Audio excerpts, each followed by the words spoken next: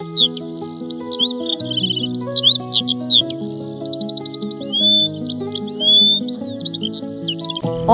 দিন আগের কথা। নিঝুমপুর গ্রামে থাকতো এক মাঝি। মাঝির আপন বলতে পৃথিবীতে কেউ নেই, আছে শুধু একটা ছোট কুঁড়ে ঘর আর একটা নৌকা। মাঝি ভীষণ ভালো মানুষ, সারাদিন মানুষকে নদী পারাপার করে দেয়। অসহায় বিপদে যদি কেউ পড়ে তাকে সাহায্য করে। সারাদিন যা টাকা আসে তা থেকে কিছু খায় আর বাকি টাকা অসহায় মানুষকে দিয়ে দেয়। একদিন মাঝি সন্ধেবেলায় ঘরে ফিরছিল। জঙ্গলের পাশ থেকে আসার সময় দেখল নদীর ধারে একটি মেয়ে বসে বসে কাঁদছে।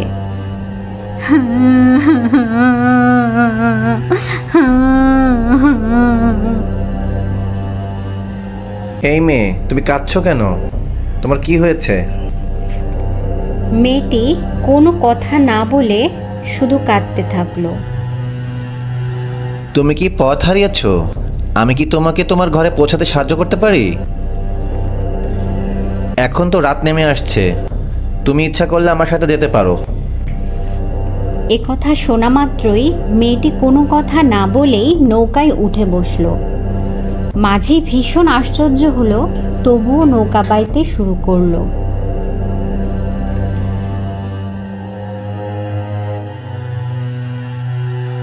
তোমার বাড়ি কোথায়? কোথায় যাবে তুমি? বলো, তোমার ঠিকানা কোথায়? না বললে আমি তোমাকে কিভাবে পৌঁছায় দিব? আমি আমার বাড়ি ঘর রাস্তাঘাটের ঠিকানা ভুলে গেছি। আমাকে দয়া করে কিছুদিন আপনার বাড়িতে আশ্রয় দিন।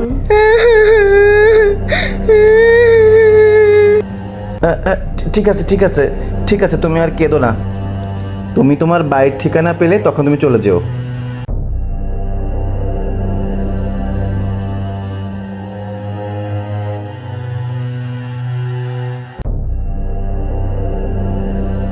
মাঝি নিজের ঘরের সামনে নৌকা ভিড়াতেই মেয়েটি সাথে সাথে নৌকা থেকে নেমে সোজা মাঝির ঘরের ভেতর চলে গেল।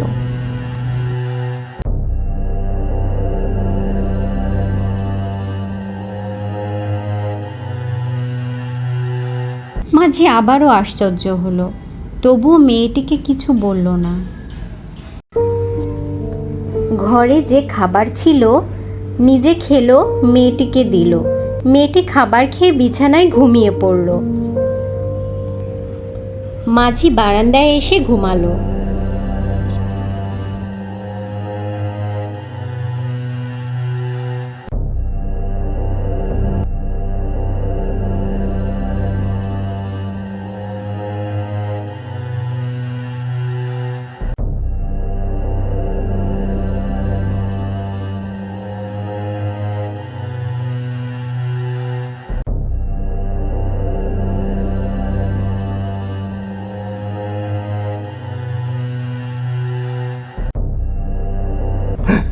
কি ব্যাপার, কি হয়েছে? তুমি এখানে কেন? না, কিছু হয়নি। যাও ঘরে যাও, ঘরে দিয়ে শুয়ে পড়ো। ভোর হলে আমার আবার নৌকা নিয়ে বের হতে হবে।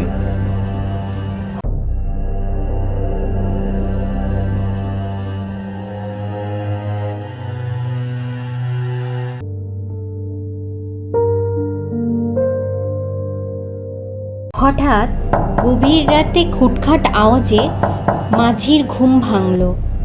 মাঝি ঘরে এসে মেয়েটিকে জিজ্ঞাসা করলো, কিসের এত খুটখাট আওয়াজ হচ্ছিল?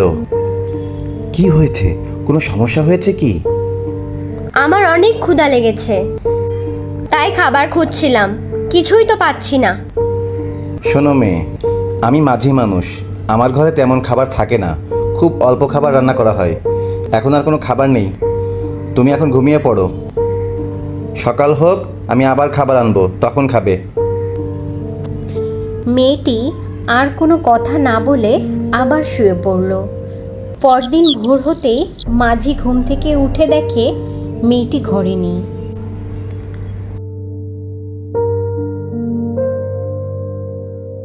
কি আশ্চর্য, এত ভোরে মেয়েটি গেল কোথায়? এত ভোরে একা একা কোথায় গেল? যাই হোক, আমি আমার কাজে যাই। মাঝি নৌকা নিয়ে বের হয়ে পড়ে। সন্ধ্যায় ঘরে ফেরার সময় দেখে মেয়েটি ঠিক সেই জায়গায় বসে আছে। আজ সকালে এত বড় তুমি কোথায় গিয়েছিলে? আবার এখানেই বা এখন কিভাবে এলে? মেয়েটি কোনো প্রশ্নের উত্তর না দিয়ে আবার নৌকায় উঠে বসে। তুমি আমার প্রশ্নের উত্তর না দিলে তোমাকে আমি আর সাথে নিয়ে যেতে পারবো না।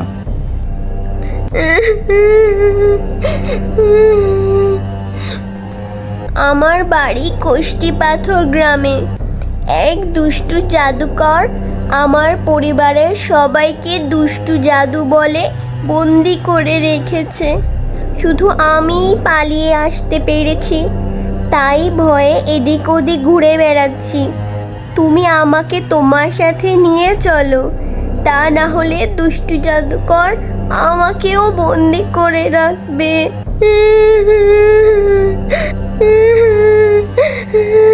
কেঁদো না, কেঁদো না, তোমার কোনো ভয় নেই। তুমি আমার সাথে যেতে পারো। তুমি আমার ঘরে নিরাপদে থাকবে।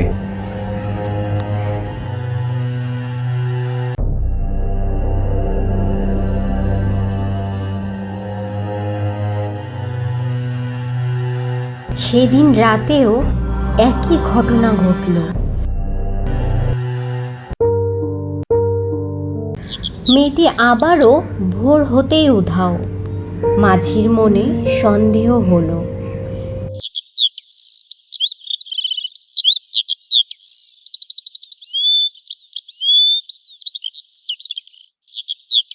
সে তার এক পরিচিত দরবেশ বাবার কাছে গেল, সব কিছু খুলে বলল।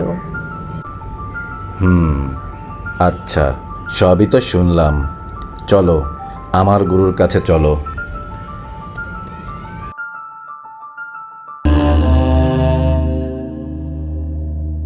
দরবেশ বাবা মাঝির মুখ থেকে সব কিছু শোনার পর বললেন, এ হচ্ছে কর্কটক্রান্তি দ্বীপের দুষ্টু পেতনিদের ছোট মেয়ে। এই দুষ্টু পেতনিদের দল আশেপাশে গ্রামের মানুষদের অনেক কষ্ট দিচ্ছিল। আমি ওদেরকে অনেক কষ্ট করে জাদু বলে ওই পাহাড়ের নিচে দুটি বড় পাথর দিয়ে আটকে রেখেছি। আর ওই পাথর দুটো সরানোর জন্য দরকার একটি ছোট পরশ পাথর। আমি একটি জিনকে দিয়ে এই পরশ পাথরটি এই গ্রামের একজন সৎ মানুষের ঘরের নিচে পুঁতে রেখেছি। আর সেই মানুষটি হচ্ছে তুমি। এই জন্য ও তোমার ঘরে এসে পাথরটি খুঁজছে, কিন্তু কোথাও খুঁজে পাচ্ছে না। এই নাও মন্ত্র পড়া পানি। এই পানি যখন ওই মেয়েটি ঘুমিয়ে পড়বে ওর গায়ে ছিটিয়ে দিলেই ও পাখিতে পরিণত হবে আর খাঁচাবন্দি হয়ে যাবে। জি আচ্ছা, ঠিক আছে দরবেশ বাবা।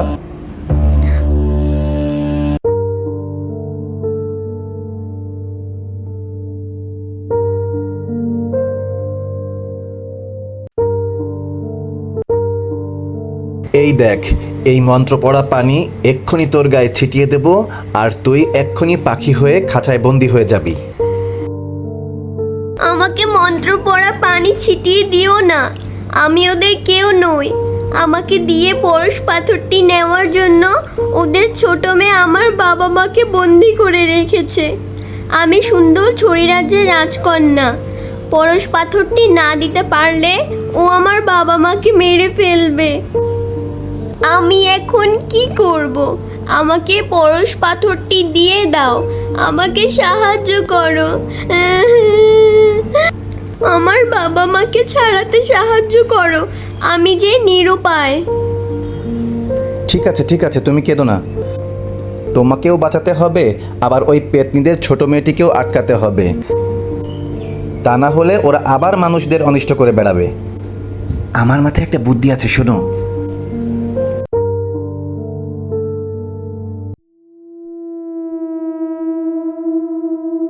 আমি পরশ পাথরটির সন্ধান পেয়ে গেছি। তুমি আমার সাথে চলো। যখন রাত গভীর হবে, মাঝি ঘুমিয়ে পড়বে, তখন তুমি মাঝিকে পাহারা দেবে, আর আমি মাটি খুঁড়ে পরশ পাথরটি বের করে তোমার কাছে দেব। আমি একা একা এই কাজ করতে ভীষণ ভয় পাচ্ছি। তুমি আমার সাথে থাকলে আমি সাহস পাবো। ঠিক আছে, কোনো সমস্যা নেই। আমি গভীর রাতে ওখানে চলে আসবো আর পরশ পাথরটা নিয়ে আমার পরিবারের সবাইকে মুক্ত করব।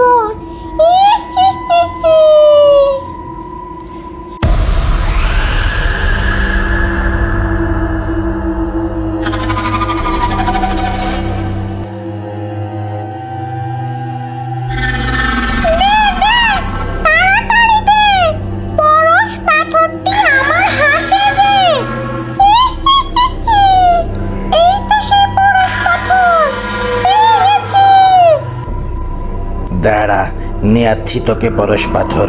তোরা মানুষের অনেক ক্ষতি করেছিস, আর না। আমাকে ছেড়ে দাও, ক্ষমা করে দাও। আমি এখান থেকে চলে যাব। লাগবে না আমার পরশ পাথর। আমাকে ছেড়ে দাও।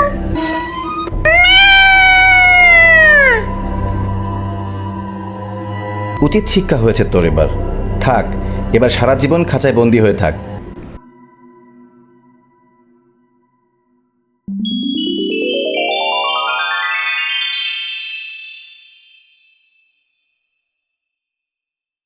বাবা, মা, মাঝি ভীষণ ভালো মানুষ। তোমাদের মত থাকলে আমি তাকে বিয়ে করতে চাই। তুমি আমাদের জীবন বাঁচিয়েছো। আমাদের রাজকন্যাকে বাঁচিয়েছ। তোমার মত থাকলে আমাদের একমাত্র রাজকন্যাকে তোমার হাতে তুলে দিতে চাই। জি, মানে আমার কেন আমার থাকবে? আমি ওই বিয়েতে রাজি। এরপর ধুমধাম করে তাদের বিয়ের অনুষ্ঠান হলো। রাজকন্যা মাঝি সুখে শান্তিতে দিন কাটালো। গল্পটি ভালো লাগলে আমার চ্যানেলটি সাবস্ক্রাইব করো, লাইক, কমেন্ট এবং শেয়ার করতে ভুলবে না। ছোট্ট একটি গ্রাম, সুখের ছড়ি। গ্রামের চারদিকে পাহাড়ে ঘন জঙ্গল। খুবই সাদামাটা জীবন গ্রামের মানুষের।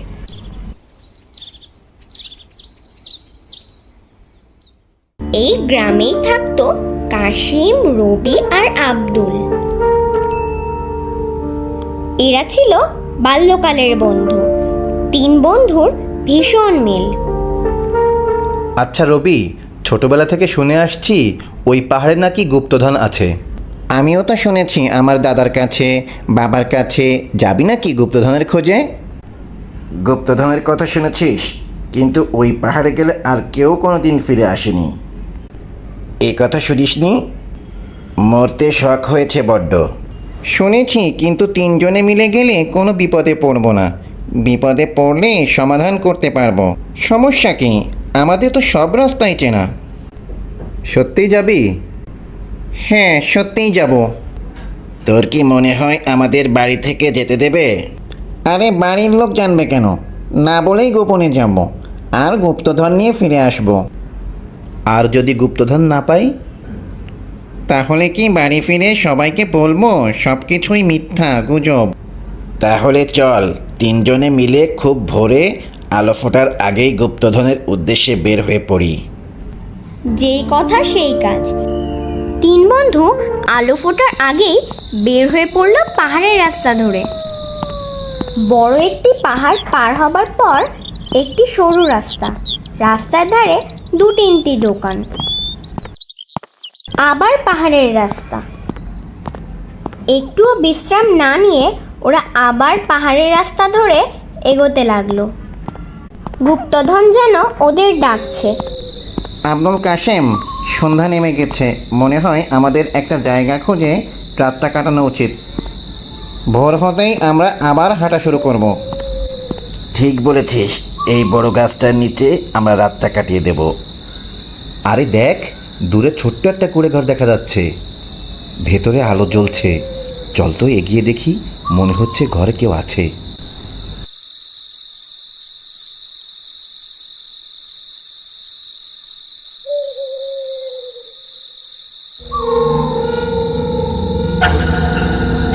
কি আশ্চর্য, সন্ধ্যার সময় ঘরটা চোখে পড়ল না কেন? যাই হোক, চল গিয়ে দেখি ঘরে কি কেউ আছেন। আয়, তোরা ভেতরে আয়। বুড়িমা, আপনি এই পাহাড়ে একা একা থাকেন নাকি? গুপ্তধনের খোঁজে এসেছিস?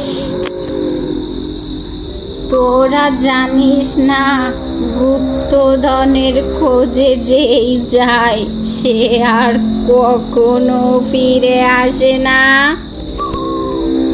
বুড়িমা, আপনি জানলেন কি করে আমরা গুপ্তধনের খোঁজে এসেছি? নে, খাবার খা। খাবার খেয়ে একটা ঘুম দে, ভোর হতেই আবার রওনা করিস। কত লোক যে এলো।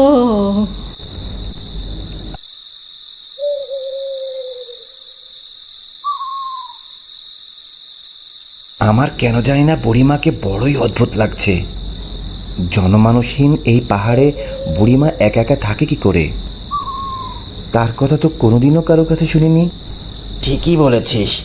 যাই হোক, এখন ঘুমা, ভোর হতেই আবার অনেক পথ হাঁটতে হবে।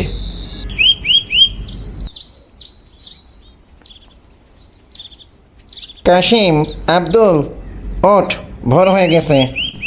কিনে বুড়িমা কোথায়? তাকে তো কোথাও দেখছি না। বুড়িমা, বুড়িমা। চল এখান থেকে, চল তাড়াতাড়ি এখান থেকে সরে পড়ি।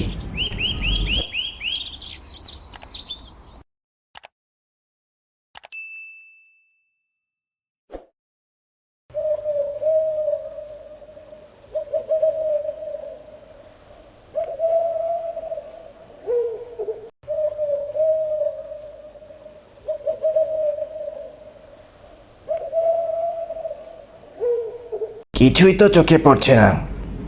দেখ, আমাদের আশাই মনে হয় ঠিক হয়নি। আরে ওই দেখ, ছোট্ট একটি গুহার মতো দেখা যাচ্ছে। চল গুহার ভেতর গিয়ে দেখি। শোন, সবসময় একসাথে থাকবি, আলাদা হবি না। চল চল।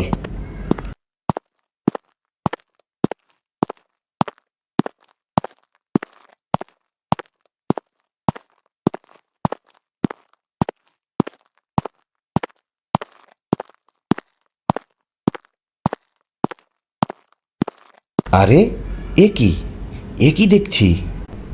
আমি আমার চোখকে বিশ্বাস করতে পারছি না। গুপ্তধন, গুপ্তধন পেয়ে গেছি, পেয়ে গেছি গুপ্তধন। যাক, অবশেষে গুপ্তধন পেয়েই গেলাম। এসব গুপ্তধন আমার। আমার না, আমাদের। আচ্ছা, আমার মনে হচ্ছে এত সহজেই যে গুপ্তধন পেয়ে গেলাম, তাহলে অন্যরা কেন গুপ্তধন পেল না? আর যদি পেয়েই থাকে, তাহলে নিয়ে কেন যেতে পারলো না? আরে এত চিন্তা করিস না তো, এখন তাড়াতাড়ি ব্যাগের মধ্যে ভর। আজ রাতটা মনে হচ্ছে এখানেই কাটিয়ে দেওয়া ভালো। এত ভারী ভারী বস্তা নিয়ে যেতে আমাদের অনেক সময় দরকার। আগামীকাল ভোর হতেই বস্তাগুলো নিয়ে রওনা করব। এখন আমাদের কিছু খাবারের প্রয়োজন। রবি, তুই যা, পাহাড়ের ওপাশে ছোট ছোট দোকান দেখে এসেছি, সেখান থেকে শুকনো কিছু খাবার নিয়ে আয়। আর আমরা এখানে পাহারায় থাকি। আচ্ছা, ঠিক আছে। আব্দুল, এই সম্পদ শুধু তুই আর আমি নেব। আমার মাথায় একটা বুদ্ধি এসেছে। রবি আসা মাত্রই আমরা দুজনে মিলে ওকে মেরে ফেলব। কেউ জানতে পারবে না, শুধু তুই আর আমি মিলে নেব। 3 ভাগ করতে গেলে অনেক কমে যাবে। ঠিক বলেছিস।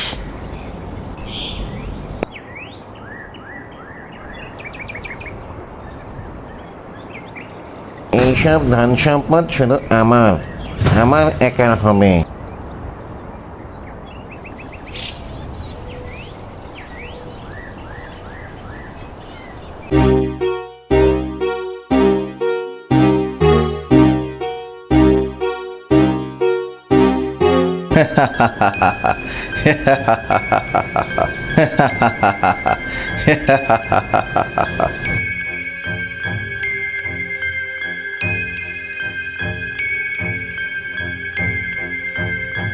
এই নে মুড়ি আর বাতাসা, তাড়াতাড়ি খেয়ে নে, আবার রওনা করতে হবে তো। নে চল, এবার মুড়ি বাতাসা খেয়ে নেই, অনেক ক্লান্ত হয়ে গেছি।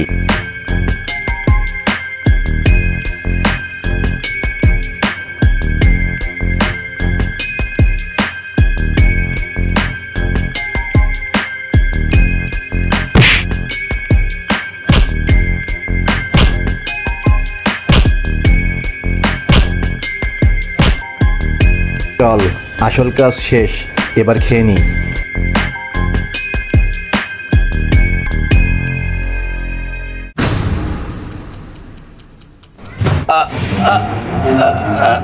এতে তো বিষ বিষ মিশানো।